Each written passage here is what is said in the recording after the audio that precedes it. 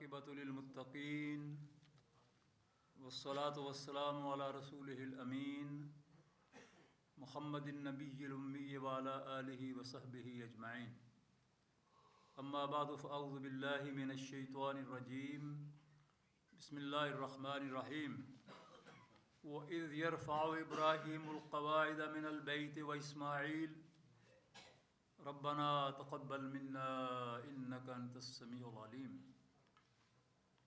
رَبَّنَا وَاجْعَلْنَا مُسْلِمَيْنِ لَكَ وَمِنْ ذُرِّيَّتِنَا أُمَّةً مُسْلِمَةً لَكَ وَأَرِنَا مَنَاسِكَنَا وَتُبْ عَلَيْنَا إِنَّكَ أَنْتَ التَّوَّابُ الرَّحِيمُ رَبَّنَا وَابْعَثْ فِيهِمْ رَسُولًا مِّنْهُمْ يَتْلُو عَلَيْهِمْ آيَاتِكَ وَيُعَلِّمُهُمُ الْكِتَابَ وَالْحِكْمَةَ وَيُزَكِّيهِمْ إِنَّكَ أَنْتَ الْعَزِيزُ الْحَكِيمُ صدق اللہ العظیم وقال النبی صلی اللہ علیہ وسلم انما بعثت لأتمم مکارم الاخلاق او کما قال النبی علیہ الصلوۃ والسلام۔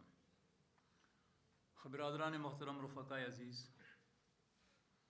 میں نے آپ کے سامنے سورہ بقرہ کی 3 آیات پڑھی ہیں، اور یہ آیات ایسی ہیں کہ جو ہم میں سے اکثر پڑھتے ہیں۔ ان کے اندر دعا ہے، وہ دعا ہر دعا کے آخر میں عموماً پڑھی جاتی ہے۔ یہ دعا ابراہیمی ہے،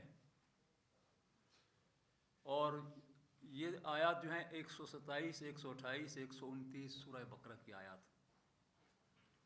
اس میں اللہ تبارک و تعالیٰ نے فرمایا ہے کہ میرے 2 نبی، باپ اور بیٹا،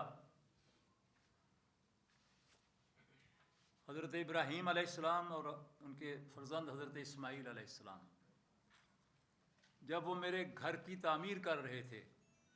خانہ کعبہ کی تعمیر کس نے کی ہے؟ حضرت ابراہیم علیہ السلام نے اور ان کے بیٹے اسماعیل علیہ السلام نے۔ وَإِذْ يَرْفَعُ إِبْرَاهِيمُ الْقَوَاعِدَ مِنَ الْبَيْتِ، اور جب بیت اللہ کی دیواریں اٹھا رہے تھے ابراہیم اور اسماعیل، کیا ساتھ ساتھ کہہ رہے تھے؟ ربنا تقبل منا، یعنی تعمیر کا کام جاری ہے، ساتھ ساتھ یہ دعا بھی جاری ہے۔ حضرت ابراہیم دعا مانگ رہے ہیں، حضرت اسماعیل آمین کہہ رہے ہیں۔ ربنا تقبل منا انک انت السمیع العلیم، پروردگار ہم نے تیرے حکم کے مطابق یہ کاوش کی ہے، پتھر اینٹ لا کر، گارا ڈھو کر تیرے گھر کی تعمیر میں لگے ہوئے ہیں، تو اس کو قبول فرما لے، ہماری سعی کو قبول فرما لے۔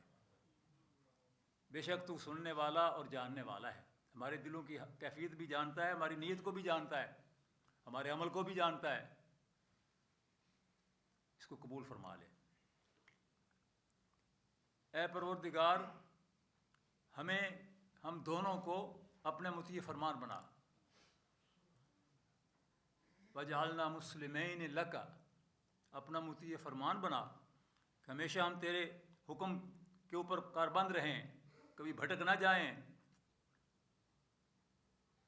اور ہماری اولاد میں سے بھی امت مسلمہ کو اٹھانا، امت مسلمۃ لک، اپنے لیے تیرے دین کو قائم کرنے کے لیے، تیری رضا کے لیے، تیری اطاعت کے لیے امت ایسی اٹھا ہماری نسلوں میں سے جو امت مسلمہ ہو۔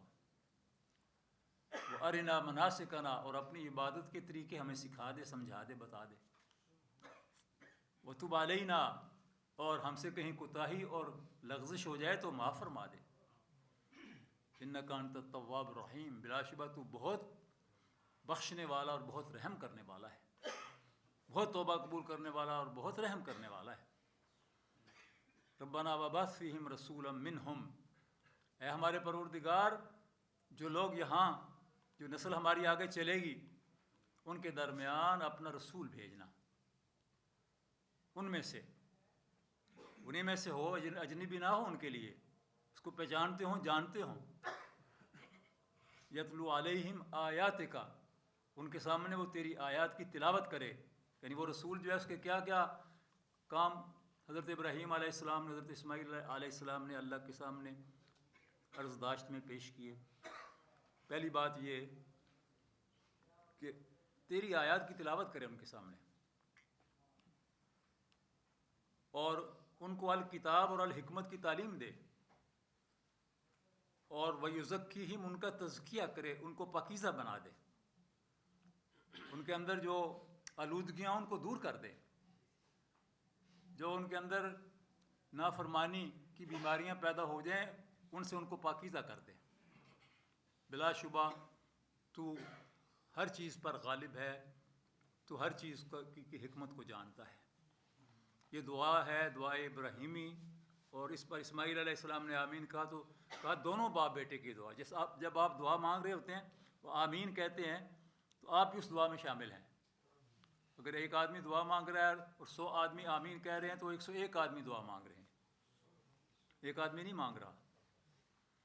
اب اس میں دیکھیے ابراہیم علیہ السلام نے کس عاجزی کے ساتھ اللہ کے سامنے اتنی محنت کرنے کے بعد یہ دعا پیش کی ہے، اور اللہ تبارک و تعالیٰ نے ابراہیم علیہ السلام کو یہ مقام عطا فرمایا۔ اس سے پہلے آیت گزری ہے کہ اللہ تعالیٰ نے فرمایا کہ اے ابراہیم، ہم نے تمہیں پوری انسانیت کا امام بنا دیا ہے، للناس اماما، عرض کیا ومن ذریت، میری ذریت اور میرے اہل و عیال کو بھی یہ قیادت کا منصب نصیب ہوگا۔ قال لا ینال عہد الظالمین، آپ کی ذریت میں سے جو ہوں گے باغی، ان کے لیے یہ وعدہ نہیں ہے، جو مطیع فرمان ہوں گے ان کے لیے یہ وعدہ ہے۔ ابو جہل بھی آپ کی ذریت میں سے تھا، ابو لہب بھی آپ کی ذریت میں سے تھا، نسلی اور صلبی ذریت تھی وہ، لیکن روحانی ذریت نہیں تھی۔ نوح علیہ السلام کا بیٹا جو ان کا حقیقی بیٹا تھا، اس لیے کہ اللہ کے نبی کی کوئی بیوی جو ہے وہ کافر ہو سکتی ہے، بدکار نہیں ہو سکتی۔ کسی بھی نبی کی بیوی بدکار نہیں ہو سکتی، کافر ہو سکتی ہے، جیسے لوط علیہ السلام کی بیوی اور نوح علیہ السلام کی بیوی۔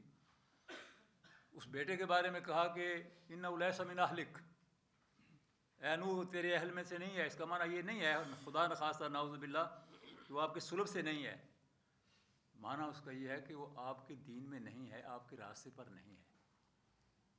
تو اللہ تعالیٰ نے فرمایا کہ جو آپ کے راستے پر چلیں گے ان کے لیے میرا عہد ہے کہ ان کو امامت دیتا رہوں گا۔ نبی اکرم صلی اللہ علیہ وسلم نے خود فرمایا کہ میں اپنے دادا ابراہیم کی دعا ہوں، جو دعا انہوں نے مانگی تھی۔ حضرت اسماعیل علیہ السلام نبی تھے، ان کے بعد حضور صلی اللہ علیہ وسلم تک بنو اسماعیل میں کوئی اور نبی نہیں آیا۔ حضرت اسحاق، حضرت اسماعیل کے دوسرے بھائی، دوسری ماں سے، وہ نبی تھے، اور بنی اسرائیل ان کی اولاد ہیں، اور ان کے اندر بے شمار انبیاء آئے۔ بنو اسماعیل میں صرف حضرت اسماعیل نبی ہیں، اور اس کے بعد محمد صلی اللہ علیہ وسلم نبی ہیں، جو سب نبیوں کے سردار ہیں۔ نبی اکرم صلی اللہ علیہ وسلم فرماتے ہیں کہ میں اپنے دادا ابراہیم کی دعا ہوں، میں موسیٰ کا ید بیضا ہوں، اور میں عیسیٰ کی بشارت ہوں، وَمُبَشِّرًا بِرَسُولٍ يَأْتِي مِن بَعْدِهِ اسْمُهُ احمد۔ حضرت عیسیٰ علیہ السلام نے تو ان کا نام بھی بتا دیا تھا اپنے پیروکاروں کو، اسمہ احمد، اس کا نام احمد ہوگا۔ نبی مہربان صلی اللہ علیہ وسلم کا جو کام ابراہیم علیہ السلام نے اللہ تعالیٰ سے مانگا تھا کہ میرے پروردگار ان کو یہ خوبیاں عطا فرمانا، آپ نے ان سب خوبیوں کا حق ادا کیا ہے۔ کل کتاب آپ پر نازل ہوئی یہ قرآن پاک، اور آپ کی زندگی میں صحابہ کرام کی تعداد جنہوں نے اس کو محفوظ کر لیا تھا اپنے سینے کے اندر، وہ ہزاروں میں تھی۔ صرف جنگ یمامہ میں 700 صحابہ جو حافظ تھے وہ شہید ہوئے تھے۔ تو آپ اندازہ کر لیں کہ حضور صلی اللہ علیہ وسلم نے کتنے بے شمار لوگوں کو یہ کتاب جو ہے اس کی تعلیم اس طرح سے دی، یتلو علیہم آیاتہ، آپ ان کے سامنے آیات تلاوت کرتے تھے، اور یہ آیات ان کے سینے میں محفوظ ہوتی تھیں، یاد کرتے تھے وہ۔ وَيُعَلِّمُهُمُ الْكِتَابَ، اور کتاب کا علم ان کو دیا۔ ہر آیت کی تشریح حضور نے خود فرمائی۔ والحکمہ، اور الحکمہ کی تعلیم۔ الحکمہ کیا ہے؟ الکتاب تو یہ قرآن پاک ہے، اس کے ساتھ الحکمہ کا تذکرہ جو کیا ہے اس کی اہمیت واضح ہے۔ وہاں حضور صلی اللہ علیہ وسلم کی سنت، آپ کی حدیث مبارکہ ہے۔ آپ کی سنت اور حدیث کو آپ چھوڑ دیں گے تو آپ اسلام کو نہیں سمجھ سکتے۔ قرآن اور حدیث دونوں یہ ماخذ ہیں، یہ مرجع ہیں، اور ان دونوں سے اسلام کی تعلیمات اخذ ہوتی ہیں۔ اور آخری کام جو تھا وہ یزکیہم، یعنی الکتاب کا میں نے آپ کو بتایا کہ 700 صحابہ تو صرف جنگ یمامہ میں مسلمہ کذاب کے مقابلے پر شہداء میں سے 700 حفاظ تھے، اکثر حفاظ صحابہ شہید ہوئے تھے۔ اور حدیث صحابہ کرام میں ایسے صحابہ کرام ہیں جو ہزاروں احادیث کے حافظ تھے، یعنی کہ کتاب میں سے دیکھ کر ان کو پڑھیں گے، حفظ تھی ان کو یہ احادیث۔ حضرت ابو ہریرہ رضی اللہ تعالیٰ عنہ کو 5400 احادیث یاد تھیں۔ اندازہ کریں 5400 احادیث، ایک حدیث یاد کرنا کتنا بڑا کام ہے، انہیں 5400 احادیث یاد تھی۔ اور اسی طرح حضرت عائشہ صدیقہ، حضرت عبداللہ ابن عمر، حضرت عبداللہ ابن عمر ابن عاص، یہ صحابہ وہ ہیں جو ہزاروں احادیث کے حافظ تھے، اور ہر صحابی کو کوئی نہ کوئی حدیث اس نے روایت کی ہے، زیادہ اور یا کم۔ تزکیہ، سب سے اہم کام یہ تھا تزکیہ کرنا۔ جس ماحول میں اور جن لوگوں کے درمیان آپ مبعوث ہوئے تھے وہ انتہائی اخلاقی لحاظ سے پسماندہ ہو گئے تھے، بہت گر گئے تھے۔ کسی کو قتل کرنا وہ سمجھتے یہ بہادری ہے، یعنی ناحق کسی کو قتل کر دینا، میں جوان مرد ہوں، میں قتل کر سکتا ہوں۔ بدکاری کرنا یہ جوان مردی سمجھی جاتی تھی، کسی کا مال لوٹ لینا یہ عظمت سمجھی جاتی تھی۔ ایسی قوم تھی، اس قوم کو پاک کرنا تھا، اور نبی اکرم صلی اللہ علیہ وسلم نے اس قوم کو پاک کیا۔ اور جب آپ دنیا سے گئے تو لاکھوں کی تعداد میں صحابہ و صحابیات آپ اپنے پیچھے چھوڑ کے گئے ہیں۔ اس زمانے میں آبادی آپ دیکھ لیں، آبادی کا کتنی کا آبادی تھی، خاص طور پہ جزیرہ نما عرب کی آبادی، اس میں لاکھوں صحابہ کرام اور صحابیات، یہ کوئی معمولی بات تو نہیں ہے۔ اور آپ نے تزکیہ کس طرح سے کیا ہے؟ آپ نے تزکیہ اس طرح نہیں کیا کہ برش ہاتھ میں لے کر لوگوں کو دھونا شروع کیا، نہیں، آپ نے لوگوں کے ذہن تبدیل کیے، ذہنوں کی آبیاری کی، اور یہ کام بڑا مشکل اور کٹھن کام ہے، بڑی اس کے اندر محنت لگتی ہے۔ اور نبی اکرم صلی اللہ علیہ وسلم نے کس انداز میں یہ کام کیا، میں چند مثالیں آپ کے سامنے عرض کرتا ہوں جو احادیث کے اندر روایت کی گئی ہیں۔ حضرت ابو ہریرہ رضی اللہ تعالیٰ عنہ کی روایت ہے، صحیح بخاری شریف کے اندر کتاب الادب کے اندر یہ روایت نقل کی گئی ہے کہ نبی اکرم صلی اللہ علیہ وسلم کی مجلس میں ایک شخص آ کر بیٹھا، آپ سے باتیں سنتا رہا، پھر اٹھا، مسجد کے اس طرف جا کر اس نے پیشاب کرنا شروع کر دیا کھڑے کھڑے۔ صحابہ کرام کو بڑا غصہ آیا کہ یہ مسجد کے اندر پیشاب کر رہا ہے۔ صحابہ نے جب اس کو ڈانٹا تو آپ نے فرمایا نہیں، خاموش ہو جاؤ، اس کو پیشاب کر لینے دو۔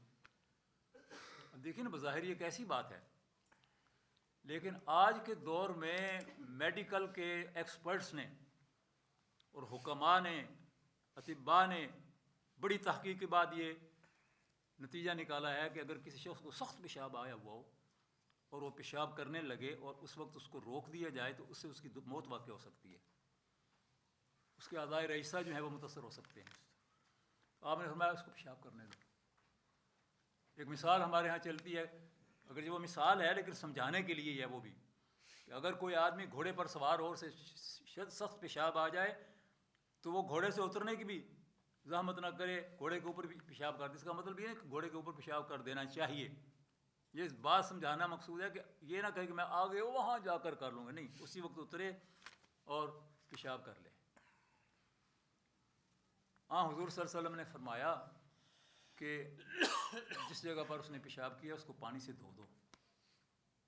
کچا فرش تھا، اس کو دھو دیا انہوں نے، چونکہ سنگلاخ زمینیں تھیں وہ، تو ایسا کچا بھی نہیں تھا جس طرح ہمارے ہاں کچا ہوتا ہے۔ پھر اس کے بعد آپ نے اس کو اپنے پاس بلایا، بالکل قریب آپ نے بٹھا لیا۔ صحابہ تو اس کو ڈانٹنا چاہتے تھے، اس کو عبرتناک سزا دینا چاہتے تھے کہ مسجد کے اندر پیشاب۔ آپ نے فرمایا نہیں، اس کو کچھ نہ کہو۔ آپ نے فرمایا دیکھو تم نئے نئے میرے پاس آئے ہو، کچھ آداب ہوتے ہیں زندگی کے، ان کو سیکھنا چاہیے۔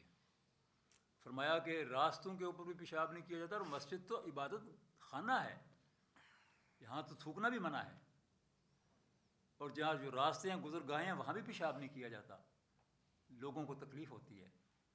اور جو درخت ہیں درختوں کے نیچے بھی پیشاب نہیں کیا جاتا، وہاں لوگ بیچارے دھوپ سے بچنے کے لیے بیٹھتے ہیں۔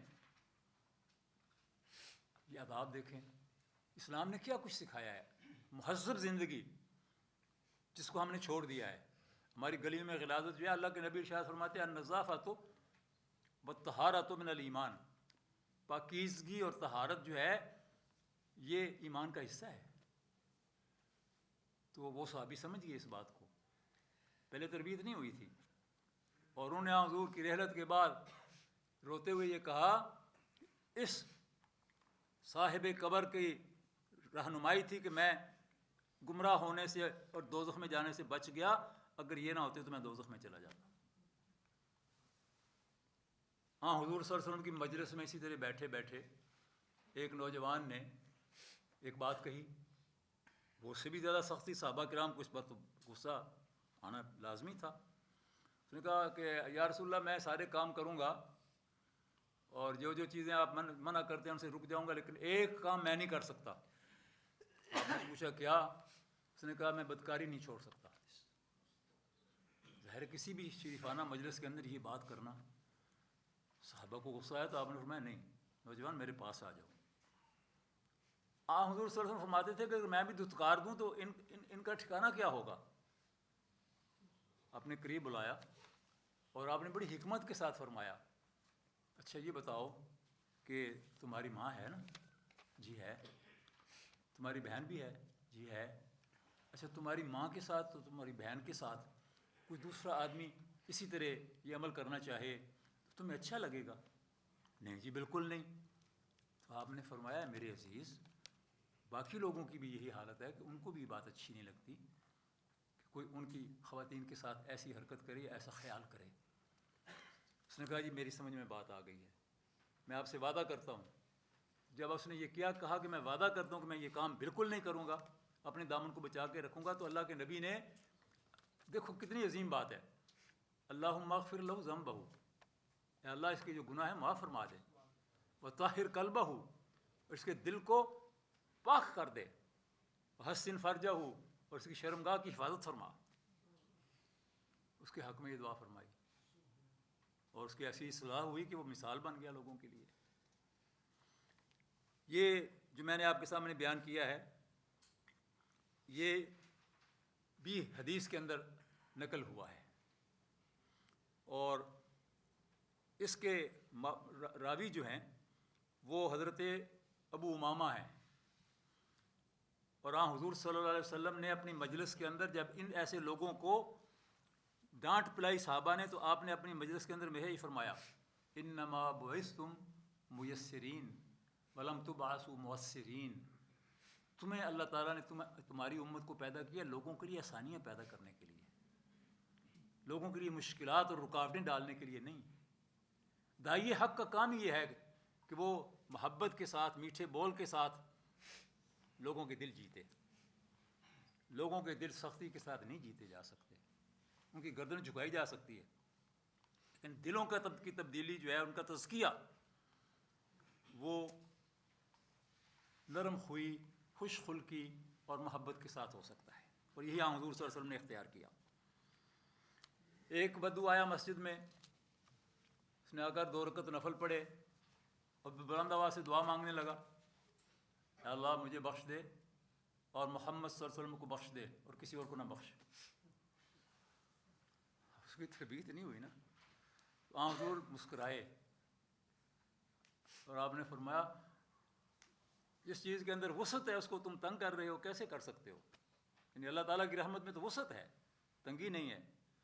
پھر آپ نے فرمایا کہ دیکھو اگر کوئی شخص تمام اہل ایمان کے لیے دعا مانگتا ہے، تو اپنے لیے اور تمام اہل ایمان کے لیے دعا مانگتا ہے، تو جتنے اہل ایمان کے لیے اس نے دعا مانگی ہے اتنا ہی اجر اس کو مل گیا۔ مثلا ہم دعا مانگتے ہیں اللہم اغفر لی وللمؤمنین والمؤمنات والمسلمین والمسلمات الاحیاء منہم والاموات، جو زندہ ہیں مومنین مرد اور خواتین اور جو فوت ہو چکے ہیں ان سب کی مغفرت فرما دے۔ تو فرمایا کہ جتنے لوگوں کے لیے تم نے دعا مانگی اتنا ہی اجر تم کو مل گیا۔ حضور صلی اللہ علیہ وسلم نے اس طرح سے لوگوں کو ترغیب بھی دی، تزکیہ بھی کیا، اور لوگوں نے آپ کی باتوں کو سمجھا اور پلے باندھ لیا۔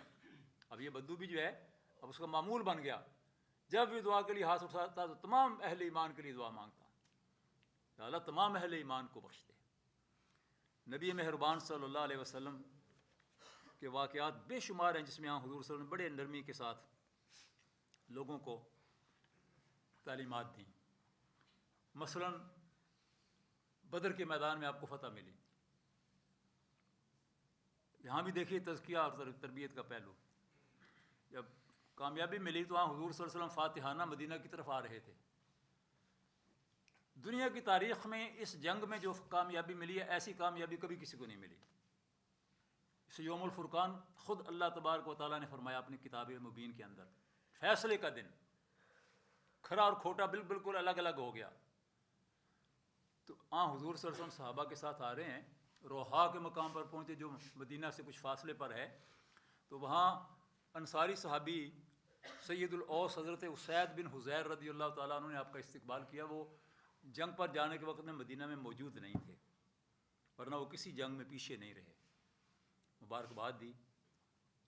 تو حضور صلی اللہ علیہ وسلم کے ایک صحابی جو نوجوان تھے وہ بھی انصاری صحابی ہیں، سلمہ بن سلامہ۔ یہ حدیث کی کتابوں میں ان کا تذکرہ ہے، سیرت کی کتابوں میں ان کا تذکرہ ہے۔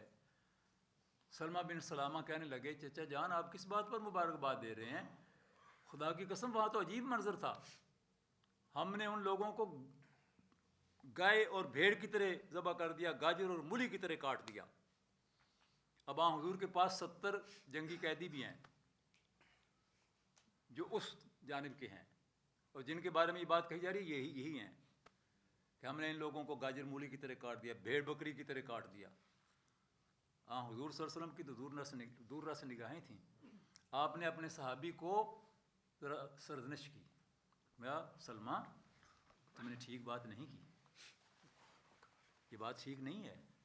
وہ گائے بکری نہیں تھے، وہ گاجر مولی نہیں تھے، خدا کی قسم اس سرزمین عرب کے سب سے معزز سب سے طاقتور لوگ تھے، لیکن وہ اللہ کے مقابلے پر نکلے، اللہ نے ان کو قتل کر دیا، اور اللہ نے خود فرمایا فَلَمْ تَقْتُلُوهُمْ وَلَكِنَّ اللَّهَ قَتَلَهُمْ۔ حضور یہ بات فرما رہے ہیں اور آیت نازل ہو رہی ہے، تم نے انہیں قتل نہیں کیا، اللہ نے قتل کیا، یعنی اللہ تعالیٰ کی نصرت تمہارے ساتھ تھی۔ اس سے وہ جو جنگی قیدی تھے ان کے دلوں پر، زخمی دلوں پر مرہم رکھ دیا گیا۔ وہ معزز تھے، وہ عرب کے سب سے زیادہ طاقتور لوگ تھے، اور وہ سن رہے ہیں 70 کے 70۔ وہ پہلی بات بھی سنی، اور وہ کہا کرتے تھے بعد میں مسلمان ہوئے کہ ہمارے زخم پر وہ چیز جو تھی اس طرح سے لگی جیسے کچھ مرچیں چھڑک دے۔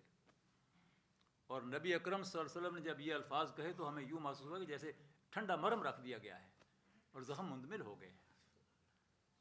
جنگ کے اندر بھی آپ دیکھیں حضور صلی اللہ علیہ وسلم کس طرح سے تربیت کر رہے ہیں، ان کو دعوت دے رہے ہیں، ان کی تربیت کر رہے ہیں کہ تکبر اور غرور نہ کیا کرو، اللہ تعالیٰ کے اوپر بھروسہ رکھا کرو، اللہ تعالیٰ کی نصرت سے تم فتح پا سکو۔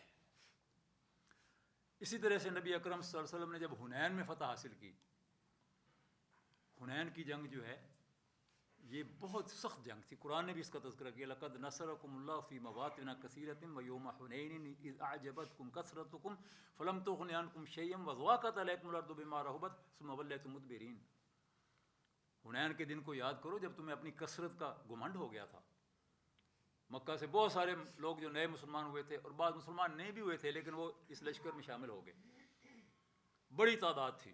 صحابہ نے جب نظر ڈالی تو کہا کہ ہم تو 313,000 کو شکست دیا کرتے تھے، آج تو ہماری اتنی تعداد ہے، یہ بنو ثقیف اور بنو حوازن ہمارے مقابلے پہ کیا کر سکیں گے؟ یہی وہ قبائل تھے جن میں حضرت حلیمہ سعدیہ کا قبیلہ بھی آتا ہے، وہ بھی اس جنگ میں شامل تھے کافروں کی طرف سے، بنو سعد۔ اللہ تعالیٰ فرماتا ہے کہ تمہیں اپنی کثرت کا گمانڈ ہوا تو اللہ نے تمہیں بتا دیا کہ کثرت کیا ہوتی ہے، تمہارے قدم اکھڑ گئے۔ تیر اندازوں میں جب تیر چلائے تو 9 مسلم جو تھے اور غیر مسلم جو تھے سارے بھگدڑ مچ گئی، اور ایسی بھگدڑ مچی کہ ثابت القدم لوگ جو ہیں وہ بھی ان کے بھی قدم اکھڑ گئے۔ فرمایا کہ پھر اس کے بعد اللہ تبارک و تعالیٰ نے اپنے لشکر بھیجے اور اللہ تعالیٰ نے سکینت نازل کی اور تمہاری شکست فتح میں بدل گئی. اللہ کے نبی صلی اللہ علیہ وسلم اس وقت بھی دیکھو ایک تربیت دے رہے ہیں. حضور صلی اللہ علیہ وسلم کو لان تان نہیں کر رہے. آپ کیا فرما رہے ہیں؟ آپ فرما رہے ہیں لوگوں میری طرف آؤ.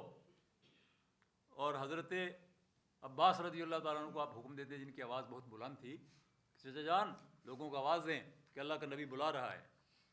اور آپ آگے بڑھ رہے تھے. کیا کہہ رہے تھے؟ انا النبی لا کذب انا ابن عبد المطلب. میں اللہ کا سچا نبی ہوں، کوئی شک و شبہ اس کے اندر نہیں ہے. میں عبد المطلب کا بیٹا ہوں. اپنے آپ کو چھپا نہیں رہے جنگ کے وقت میں، مشکل وقت میں بتا رہے ہیں کہ میں ہوں. اور جب جنگی قیدی ملے، مال غنیمت ہاتھ آیا، تو بنو ثقیف کے سردار 2-3-4 دن کے بعد آپ کی خدمت میں حاضر ہوئے اور انہوں نے آ کر کہا جی کہ آپ ہمارے قیدیوں کو چھوڑ دیں. بنو سعد کے لوگ جو تھے وہ آپ کے پاس آئے، اور حضرت شیمہ بھی ان کے اندر تھیں، وہ بھی جنگی قیدی تھیں، جو حضور کی دودھ شریک بہن ہیں. یعنی حضور صلی اللہ علیہ وسلم کی والدہ رضائی والدہ حلیمہ جو ہے ان کی یہ بڑی بیٹی ہیں، اور ان سے دو درجے چھوٹا بیٹا جو اس کے ساتھ حضور نے دودھ پیا تھا، اور یہاں حضور کو کندھوں پر اٹھا کر کھلایا کرتی تھی. اور انہوں نے کہا کہ یا رسول اللہ میں آپ کی بہن ہوں. آپ نے پہچان لیا تو آپ نے اپنی چادر بچھا دی اور کہا کہ میری بہن آ گئی. اس کے بعد آپ چاہتے تھے کہ ان قیدیوں کو چھوڑ دیا جائے، لیکن بنو ثقیف کے لوگ جب آئے تو آپ نے فرمایا کہ کل صبح فجر کی نماز کے وقت تو میرے پاس آؤ. آپ نے فجر کی نماز پڑھائی. ان لوگوں نے سوال کیا تو آپ نے فرمایا میں نے اپنے اور بنو عبد المطلب کے تمام قیدی جو ہیں ان کو آزاد کر دیا ہے. انصار نے اور مہاجرین نے سنا تو سب نے کہا کہ ہم نے بھی اپنے قیدی آزاد کر دیے، جس کے حصے میں جو قیدی آئے تھے. جب دوسرے لوگوں نے بنو فزارہ اور بنو یینا کے لوگوں نے یہ بات سنی تو انہوں نے کہا کہ ہم تو قیدی کو رہا نہیں کریں گے. تو آپ نے فرمایا اچھا، ہر قیدی کے بدلے میں تمہیں 6 اونٹ دوں گا. اور 6 اونٹ ان کو دیے، ہر قیدی کو آزادی دلوائی. اور اس کے بعد آپ نے جو مال غنیمت بچا تھا وہ تقسیم کیا، تو جو نئے لوگ تھے ان میں زیادہ ان کو حصہ دے دیا کہ تالیف قلب کے لیے. اور مہاجرین کو بھی کچھ نہ کچھ حصہ دیا، انصار کو نہیں دیا کچھ بھی. اور یہ بات بڑی عجیب تھی. انصار کے بعد لوگوں کو ذرا اس سے ملال بھی ہوا، فطری بات ہے. تو نبی اکرم صلی اللہ علیہ وسلم نے کہا میرے انصار جمع ہو جائیں، اور جمع ہو گئے. تو آپ نے خطاب فرمایا. باقی لوگوں کے لیے بھی برت ہے اس کے اندر، انصار کے علاوہ. آپ نے فرمایا اے انصار کیا تم بت پرست نہیں تھے؟ سب نے کہا جی ہاں ہم بت پرست تھے. تم اللہ کو بھول چکے تھے؟ جی ہاں بھول چکے تھے. میں تمہارے درمیان آیا، میں نے تمہیں اللہ سے جوڑا؟ جی ہاں بالکل جوڑا. میں نے تمہیں بتوں کی نجاست سے پاک کیا؟ جی ہاں کیا. اب میں نے تمہارے اوپر کوئی احسان کیا؟ جی بہت بڑا احسان کیا. آپ نے فرمایا اے انصار اب آپ بھی کہہ سکتے ہیں کہ اے اللہ کے نبی آپ کی قوم نے آپ کو گھر سے نکال دیا تھا، اور میں کہوں گا ہاں بالکل ٹھیک ہے. آپ کو لوگوں نے ٹھکرا دیا تھا، میں کہوں گا بالکل ٹھیک ہے. ایسے حالات میں ہم نے اپنے گھروں کے دروازے کھول دیے تھے، میں کہوں گا بالکل ٹھیک ہے. انصار تم میرے ہو، میں تمہارا ہوں. کیا تم اس بات پر راضی اور خوش نہیں ہو کہ لوگ یہ مال لے کر چلے جائیں اپنے گھروں کو، اور تم نبی کو اپنے گھروں کو لے جاؤ؟ انصار کی آنکھوں میں آنسو آ گئے. سب نے کہا ہم اس بات پر راضی ہیں کہ اللہ کے نبی ہمارے ساتھ. اور نبی اکرم صلی اللہ علیہ وسلم جب ہجرت کر کے بھی گئے ہیں تو اس وقت بھی انصار کے سرداروں نے پوچھا کہ یا رسول اللہ صلی اللہ علیہ وسلم ہمیں یقین ہے کہ اللہ آپ کو فتح دے گا، کیونکہ مکی صورتوں کے اندر بھی یہ وعدہ تھا جب آپ کو فتح مل جائے گی تو آپ ہمیں چھوڑ کر اپنے شہر میں چلے جائیں گے. آپ نے فرمایا اے میرے انصار میں تمہیں چھوڑ کر کہیں نہیں جاؤں گا، میرا جینا مرنا تمہارے ساتھ ہے. میں حشر کے دن اٹھوں گا تمہارے ساتھ، تمہارے اسی جگہ سے اٹھوں گا. چنانچہ آپ دیکھ لیجئے کہ حضور صلی اللہ علیہ وسلم مکہ فتح ہو جانے کے بعد بھی مکہ میں جا کر نہیں قیام کیا، واپس مدینہ پہنچے، اور مدینہ ہی کے اندر مستقل آپ کی آرام گاہ ہے.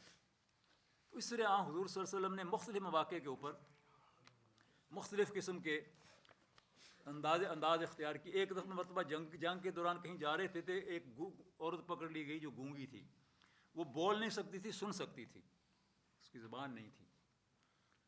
صحابہ نے جاسوس ہے، آپ نے فرمایا میرے پاس لے کے آؤ.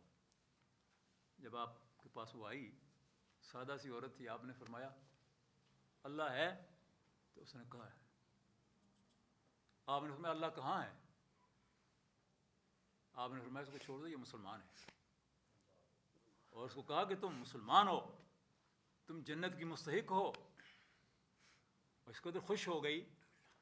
جب پکڑی گئی تھی تو اس نے سوچا تھا کہ مجھے تو جاسوس کے طور پر ڈیل کیا جائے گا، لیکن اب حضور نے فرمایا کہ تم جنتی ہو. تو یہ حضور صلی اللہ علیہ وسلم کا اخلاق ہے. اس لیے آپ نے تزکیہ کیا ہے.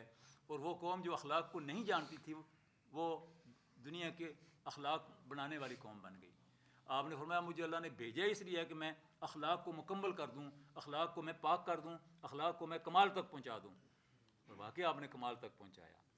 وہ جو بالکل جنگلی درندوں کی طرح سے ایک دوسرے کے حقوق مارتے تھے، وہ دوسروں کے حقوق کے محافظ بن گئے. اور نہ صرف اہل ایمان کے بلکہ غیر مسلم کے بھی حقوق کے وہ محافظ تھے کہ غیر مسلم جو ہے انسان ہونے کے ناطے اس کے بھی حقوق ہیں. اللہ تبارک و تعالیٰ ماہ ربیع الاول میں اس امت کو توفیق عطا فرمائے کہ جو پروفیسر عنایت علی خان کے اشعار کے مطابق آج بالکل اسی حالت میں ہے. کہا کہ میں تیرے مزار کی جالیوں کی مدحت ہی میں مگن رہا اور تیرے دشمنوں نے تیرے چمن میں خزاں کا جال بچھا دیا. تیرے حسن خلق کی ایک رمق میرے اندر میری زندگی میں نہ آ سکی. میں اسی پہ خوش ہوں کہ شہر کے در و بام کو تو سجا دیا. آج بالکل یہ حالت ہے. اللہ تبارک و تعالیٰ توفیق دے ہمیں اور اس پوری امت کو اور ہر کلمہ گو کو کہ وہاں حضور صلی اللہ علیہ وسلم کے اخلاق کو، آپ کے اخلاق عالیہ کو اپنانے کی کوشش کریں. وآخر دعوانا ان الحمد للہ رب العالمین.